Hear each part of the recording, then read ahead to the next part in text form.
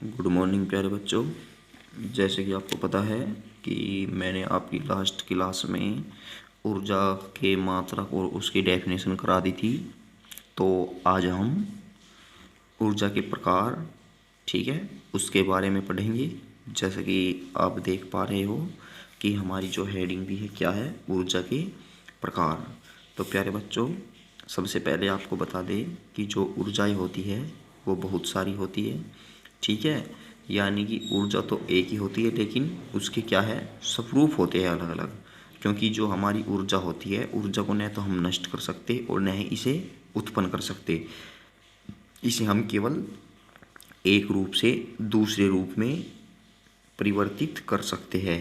तो इसीलिए जितनी भी ऊर्जाएं है लगभग लगभग समान ही होती है, ठीक है। तो आज हम बात करते हैं ऊर्जा के प्रकार की। तो जैसे कि मैंने बताया कि ऊर्जा कई प्रकार की होती है। एग्जाम्पल के तौर पर जैसे कि हमारी एक होती है यांत्रिक ऊर्जा, ठीक है। एक होती है हमारी तापीय ऊर्जा, एक होती है हमारी रासायनिक ऊर्जा, एक होती है हमारी प्रकाशीय ऊर्जा, एक होती है हमारी नाभिकीय ऊर्जा, ठीक है प्यारे बच्चों। तो सबसे पहले आपको बता दें कि जो यांत्रिक ऊर्जा होती है ये क्या होती है। देखो, जो यांत्रिक ऊर्जा होती है ये जितना भी हम क्या है, जो कार्य है, कार्य जो जैसे कि फिजिकली वर्क करते हैं हम, इस कार्य के द्वारा, ठीक है, प्राप्त ऊर्जा ही हमारी क्या कहलाती है, यांत्रिक ऊर्जा। यानी कि जो हम कार्य करते हैं इस कार्य के द्वारा प्राप्त ऊर्जा को ही हम क्या कहते हैं, यांत्रिक ऊर्जा, ठीक है। क्योंकि जो हमारी यांत्रिक होता है, क्योंकि जो ये ऊर्जा कार्य शक्ति हमारी जो डेफिनेशन आती है या हेडिंग आती है ये यांत्रिकी के ही अंतर्गत आती है, ठीक है। तो इसका मतलब जो हमारी कार्य द्वारा उत्पन्न ऊर्जा ये तो हो गई यांत्रिक ऊर्जा। अब आते हैं तापीय ऊर्जा। अब जो तापीय ऊर्जा होती है ये क्या होती है, इसमें क्या है, ताप आया हुआ है, यानी ताप के कारण जो हमें प्राप्त ऊर्जा होगी वही क्या कहलाएगी, तापीय ऊर्जा, ठीक है। अब इसके बाद में क्या है, रासायनिक ऊर्जा। देखो रासायनिक ऊर्जा क्या होती है। देखो, आपको पता होगा कि जो केमिस्ट्री होती है, केमिस्ट्री में हमें ऊर्जा की आवश्यकता होती है, ठीक है। वो किसकी होती है, रासायनिक ऊर्जा की। यानी कि केमिकल रिएक्शन में जो उत्सर्जित ऊर्जा होगी हमारी, ठीक है, वो क्या कहलाएगी, रासायनिक ऊर्जा। क्योंकि आपने जो रासायनिक ऊर्जा है ये उसमें भी पढ़ी होगी, केमिस्ट्री में भी, ठीक है। और इसके बाद है हमारी क्या, प्रकाशीय ऊर्जा।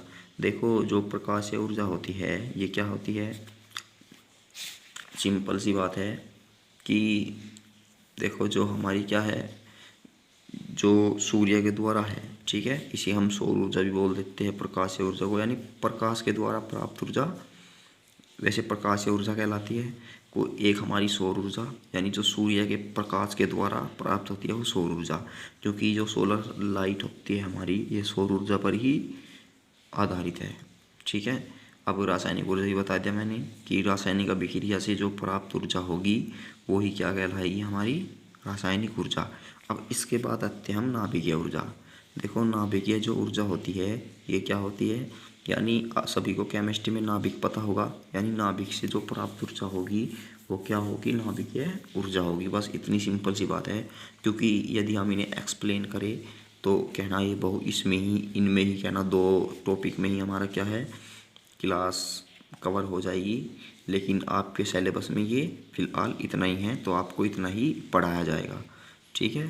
तो इसके बाद में हम चलते हैं जो हमारी यांत्रिक ऊर्जा के अंतर्गत आती है। देखो, जो गतिज ऊर्जा है ये किसके अंतर्गत आती है, यांत्रिक ऊर्जा के।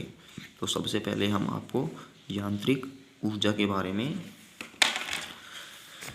डिस्कस कराते हैं, ठीक है। तो गतिज ऊर्जा को हम बाद में करेंगे। सबसे पहले हम क्या लिखते हैं, यहाँ पे लिखो, अभी ये मत लिखना, इसे कटिंग कर दो, छोड़ दो तुम, ठीक है। तो क्या है हमारी हेडिंग, ये लिखो,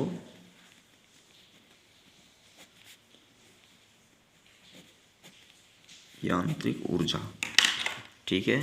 तो यांत्रिक ऊर्जा मैंने क्या बताई थी, मैंने बताई थी कि जो कार्य से प्राप्त ऊर्जा यांत्रिक ऊर्जा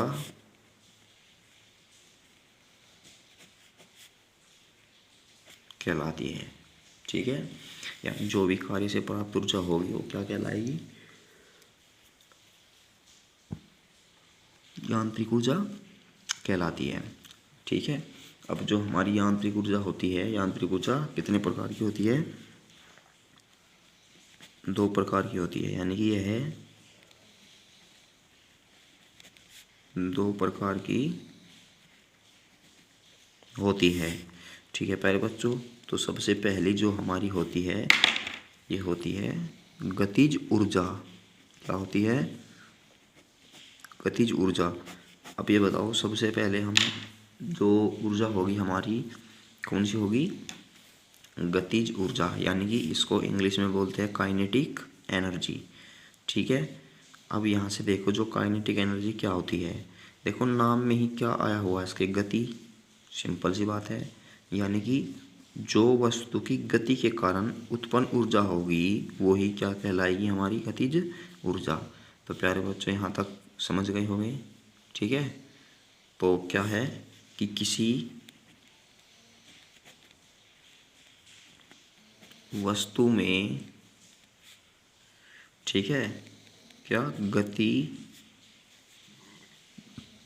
के कारण उत्पन्न ऊर्जा को गतिज ऊर्जा कहते हैं। ठीक है, और यहाँ से हमारी एक डेफिनेशन और बन जाती है। वो क्या है? देखो हम या लिखकर ये डेफिनेशन भी जिसको अच्छी लगे वो याद कर सकता है। ठीक है, क्योंकि देखो एग्ज़ाम के तो अभी कुछ पता नहीं है, तो प्यारे बच्चों जितना जल्द से जल्द हो सके, ठीक है, अपना सिलेबस कंप्लीट करके रिवीजन स्टार्ट कर दे।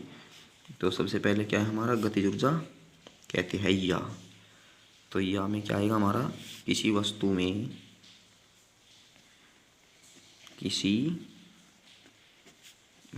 में गति के कारण, ठीक है, ये भी कह सकते हैं हम, कार्य करने की क्षमता आ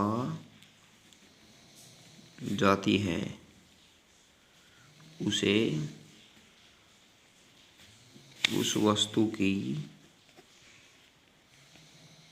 गतिज ऊर्जा कहते हैं। ठीक है प्यारे बच्चों, जैसे कि मैं एग्जाम्पल लिखूँ। एग्जाम्पल क्या है? पहला एग्जाम्पल हमारा, जैसे कि जो कोई वस्तु गतिशील हो, यानी कि बहते जल की गतिज ऊर्जा, यानी कि बहता हुआ जल का मतलब है, ये बताओ जो जल होता है हमारा, ठीक है, ये जल होता है, यानी कि किसी वेग से ही तो चलता है। यानी जब ये किसी वेग से चलेगा तो इसका मतलब क्या है कि इसमें कौन सी ऊर्जा विद्यमान होगी? गतिज ऊर्जा। ठीक है, और नंबर 2 पर आती है हमारी एग्जाम्पल में, क्या है? ये है चलती हुई कार की गतिज ऊर्जा। तो यहाँ से चलती हुई कार की क्या है? गतिज ऊर्जा। चलती हुई कार में भी क्या है? अब ये बताओ, ये है हमारी कार है, सपोज दैट हसनाबाद, क्योंकि हमने तो बस सिर्फ कल्पना की है। ठीक है, ये कार है, जब ये कार चलेगी तो इसका मतलब है इसमें क्या है?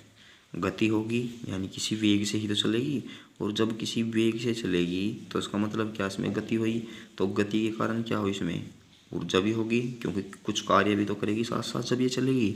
ठीक है, और इस कार्य करने की क्षमता को ही हम क्या कहते हैं? बोल देते हैं कि वस्तु में यही क्षमता क्या कहलाती है? गति के कारण कार्य करने की क्षमता, गतिज ऊर्जा। ठीक है, तो जब वस्तु चलेगी तो उसका मतलब है इसमें गति होगी, तो इस गति के कारण वस्तु में क्या उत्पन्न होगी? एक गतिज ऊर्जा। तो एग्जाम्पल हो गई। अब यहाँ से हम इसे करते हैं, इसे देखो यहाँ से एग्जाम्पल से बाद में है, जो हमारी गतिज ऊर्जा होती है इसे किससे प्रदर्शित करते हैं। ठीक है, तो इसे के से प्रदर्शित करते हैं। ठीक है, के का मतलब होता है काइनेटिक एनर्जी, और इसका जो मात्रक होता है, इसका मात्रक किसमें, SI पद्धति में। ठीक है, क्या होता है, जूल होता है। क्योंकि मात्रक क्यों लिखते हैं, क्योंकि जब हम न्यूमेरिकल सोल्व करते हैं तो उसमें मात्रक लगाना जरूरी होता है, जिससे क्या है, मात्रक देखकर भी पता लग जाता है कि ये कौन सी राशि है।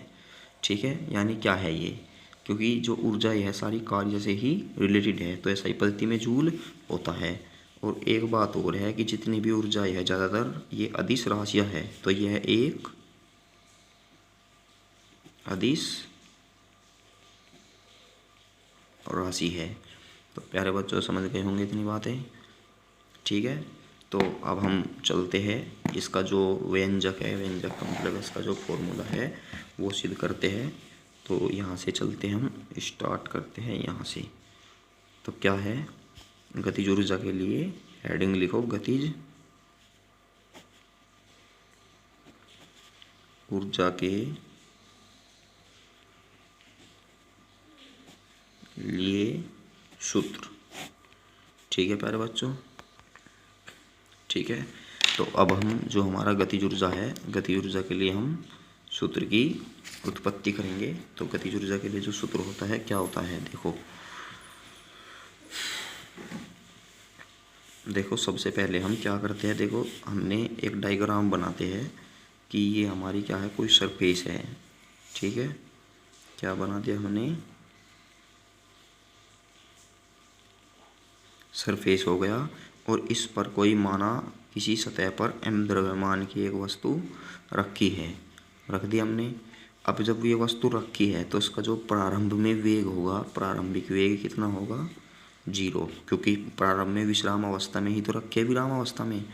ठीक है, तो फिर हमने कहा कि माना m द्रव्यमान की एक वस्तु है जो विराम अवस्था में रखी है। जब सतह के समांतर वस्तु पर, देखो सतह के समांतर वस्तु पर एक बल लगाया जाता है। ठीक है, तो सतह के समांतर वस्तु पर क्या है, एक बल लगाया जाता है, जिससे वस्तु कितनी दूरी तक, s दूरी तक विस्थापित हो जाती है। ठीक है, तो हमने क्या मान लिया, जिससे वस्तु कितनी हो जाती है, s दूरी तक विस्थापित हो जाती है। ठीक है, अब ये बताओ जब इस पर हम बल लगाते हैं तो बल लगाने के कारण क्या होगा, इसमें वेग भी उत्पन्न होगा। और जब बल लगा हुआ है, हमें पता है कि F बराबर m में है, तो वहाँ पे क्या है, जब बल लगेगा तो इसका मतलब है कि त्वरण भी वहाँ जरूर होगा। तो प्यारे बच्चों यहाँ तक समझ में आ गई। तो हमें सिर्फ यही लिखना है इसमें सबसे पहले कि माना m द्रव्यमान की एक वस्तु विराम अवस्था में रखी है। ठीक है, फिर इसके बाद है कि जब वस्तु पर सतह के समांतर F बल लगाया जाता है। ठीक है, तो वस्तु v वेग से s दूरी तक विस्थापित होती है। तो पता लग गया कि जो वस्तु है कितनी दूरी तक विस्थापित होती है, s दूरी तक विस्थापित होती है। ठीक है, अब ये बताओ जब वस्तु s दूरी तक विस्थापित होती है, ठीक है, होती है, तब जब हमने उस पर बल लगाया तब वस्तु पर लगने वाला बल, अब ये बताओ वस्तु पर लगने वाला बल न्यूटन के जो हमारा सेकंड नियम था, न्यूटन के सेकंड नियम से F बराबर क्या था, m में, तो यहाँ से F बराबर m में आ गया, तो यहाँ से जो A बरा, ठीक है, ये हो गया समीकरण क्या मान लिया हमने 1। अब ये बताओ सबसे पहले हमारे पास क्या है, V है, U है, A है और कितनी है दूरी है S। तो इसका मतलब है कि हम क्या लगाते हैं फिर इसके बाद में, गति के तीसरे समीकरण से। तो गति का जो तीसरा समीकरण होता है वो क्या होता है, v² बराबर u² प्लस के 2as। अब हमें पता है कि v² बराबर जो u² है ये क्या थी हमारी प्रारंभिक विरामावस्था, तो इसका मतलब है u की वैल्यू 0, तो प्लस के कितना है 2as। तो यहाँ से जो a की वैल्यू आ गई हमारी, ये तो 0 है इसका तो कोई रोल नहीं, लेकिन जो a की वैल्यू आएगी क्या होगी हमारी, ये v² अपॉन 2s। ठीक है, तो क्या करो, जो a का मान है, a का मान समीकरण 1 में रखने पर, तो समीकरण 1 में रखने पर f बराबर क्या होगा, m into v² upon 2s। ठीक है, अब इसके बाद में हमें f की वैल्यू मिल गई, तब क्या है किया गया, तब वस्तु पर या वस्तु द्वारा किया गया कार्य। अब ये बताओ किया गया कार्य जो W बराबर होता है, क्या होता है F इंटू S। तो W बराबर F की वैल्यू कितनी है हमारे पास, ये है mv² अपॉन 2s मल्टीप्लाई कितना है s, क्योंकि जो कार्य होता है ये तो होता है बल गुना विस्थापन, तो s से s खत्म। तो यहाँ से जो हमारा W बराबर होगा क्या होगा, mv² बटे 2 ये बचेगा। अब हमें पता है कि जो हमारा किया गया कार्य होता है, ठीक है, ये क्या है गतिज ऊर्जा के बराबर होता है, यानी कि कार्य जो यह कार्य है, ठीक है, यह कार्य गतिज ऊर्जा के बराबर होता है। तो जब ये गतिज ऊर्जा के बराबर होता है तो यहाँ से k बराबर किसके मिलेगा, W के। तो k बराबर जो W की वैल्यू हमारे पास कितनी है, 1/2 mv²। तो प्यारे बच्चों ये हमें क्या है फाइनल फॉर्मूला मिल गया है। ठीक है, तो इस फॉर्मूले को क्या है आपको न्यूमेरिकल में भी यूज करना है, क्योंकि न्यूमेरिकल यूज करते समय इस फॉर्मूले की भी बहुत आवश्यकता होगी। तो आई होप सभी इस डेरिवेशन को समझ गए होंगे, क्योंकि ये डेरिवेशन क्या है आपके एग्ज़ाम में भी दे सकता हूँ मैं।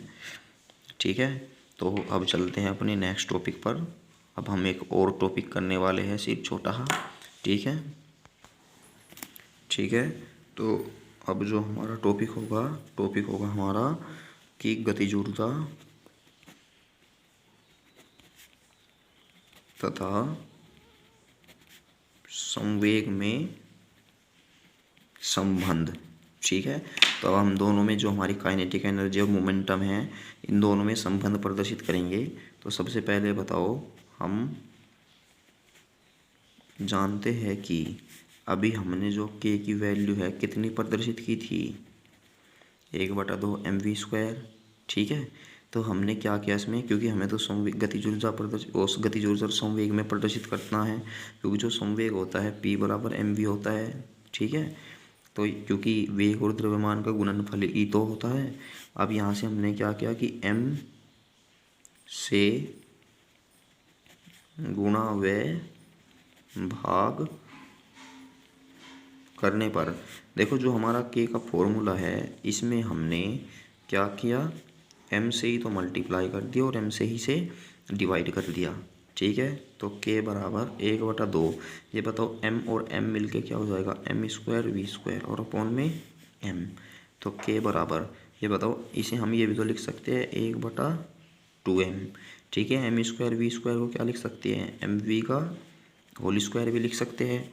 लेकिन हमें पता है कि चूँकि जो p बराबर होता है वो क्या होता है mv के, तो k बराबर, क्योंकि देखो mv यही तो होता है वेग और द्रव्यमान का गुणनफल किसके बराबर होता है, संवेग के। तो यहाँ से क्या हो जाएगा, ये p² अपॉन 2m। ठीक है। तो गतिज ऊर्जा जब भी आपको न्यूमेरिकल में संवेग और द्रव्यमान दे दिया जाए और गतिज ऊर्जा पूछ ले तो आपको सिर्फ ये फॉर्मूला लगाना है। तो क्या कहेंगे हम कि यही गतिज ऊर्जा तथा संवेग में संबंध है। तो प्यारे बच्चों समझ गए होंगे सभी यहाँ तक, ठीक है। तो आज की क्लास हम यहीं पर समाप्त करते हैं। तो मिलते हैं हम अपनी नेक्स्ट क्लास में। Thanks for watching my video.